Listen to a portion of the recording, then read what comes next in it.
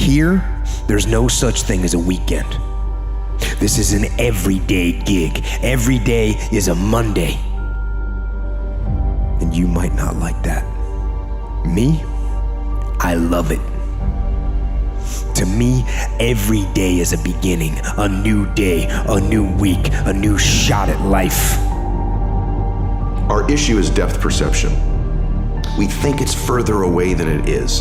And because we think it's so far away, we create patterns and behaviors in our life that perpetually keep it there. And that's what we do in our life. But what if that's the great lie of life? And what if the truth is that you're one relationship away, one meeting away, one new tactic or strategy away from completely changing the trajectory of your life? The truth is, it was one decision, one meeting, one extra rep, one more phone call, one thing they did that changed their trajectory. That inner conversation, ladies and gentlemen, is the reason that most people take their greatness, take their ideas to the graveyard with them. You know, the wealthiest place on the planet is not the gold mines in the various areas of the world or the diamond mines. The wealthiest place on the planet is the graveyard. Because in the graveyard we will find inventions that we never ever were exposed to. Ideas, dreams that never became reality. Hopes and aspirations that were never acted upon. Because most people allow that inner conversation, for whatever reason, to keep them from ever pursuing their goals. When the world tries to get your head up in the clouds, let your humbleness keep your feet on the ground. When the world tries to get your head up in the clouds, let your humbleness, right? Let your appreciation, let your gratitude, let you remembering where you came from, let you remember your mission, keep your feet on the ground. As you grow, don't lose yourself. As people praise you, don't put yourself on a pedestal. As you continue to climb, don't feel like you are entitled to everything, because entitlement leads to destruction. Instead of going backward, instead of decaying, get stronger.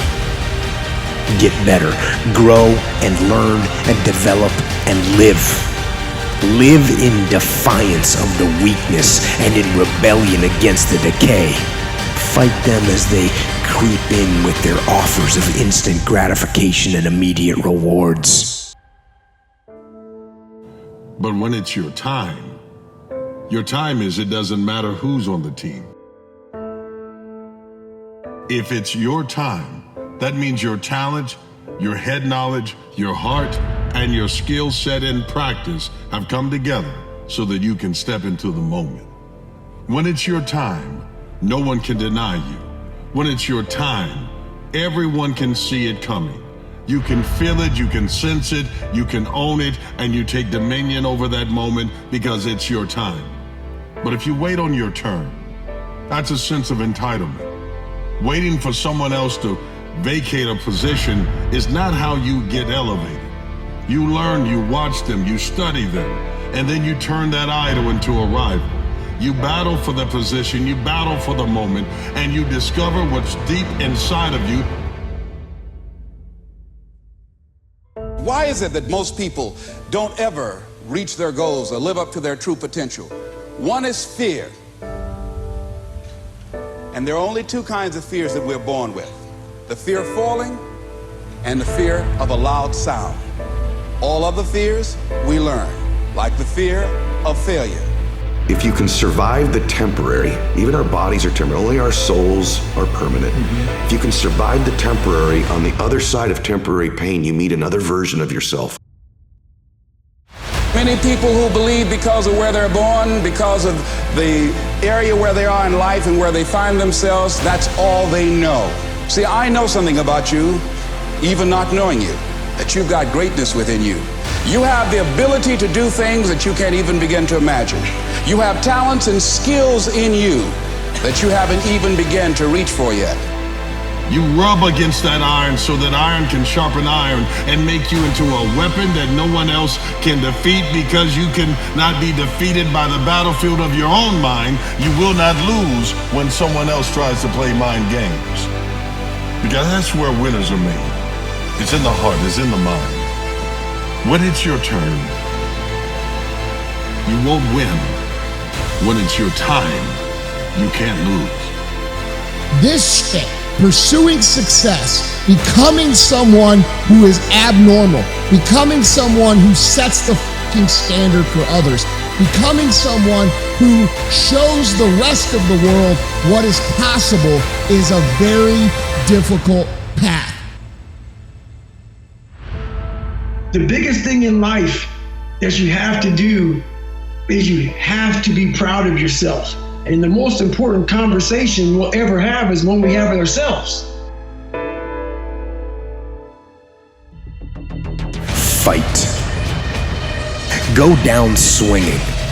And I'll tell you, if you fight with all you have, more often than not, you won't go down at all. You will win. But you have to make that attitude a part of your everyday life. Do the extra repetition. Run the extra mile. Go the extra round. Make the right choices. Give the full measure. Make yourself stronger, mentally and physically. Stand and fight. And so I've been intrigued with, can you be committed to the process of what you do without being emotionally attached to the result of what you do? Because a lot of people can be committed to the process of what they do if the results don't change. But the moment the result or the outcome changes of what they're chasing, they shut it down or they quit simply because the result changed. So can we be committed to the process of what we do, but not emotionally to the result of what we do, understanding every day I get up and give everything I got to everything I'm a part of simply because this is who I am? Fight against weakness, against fear, against time, and against decay. Fight back. Go down swinging. Give every day everything you've got.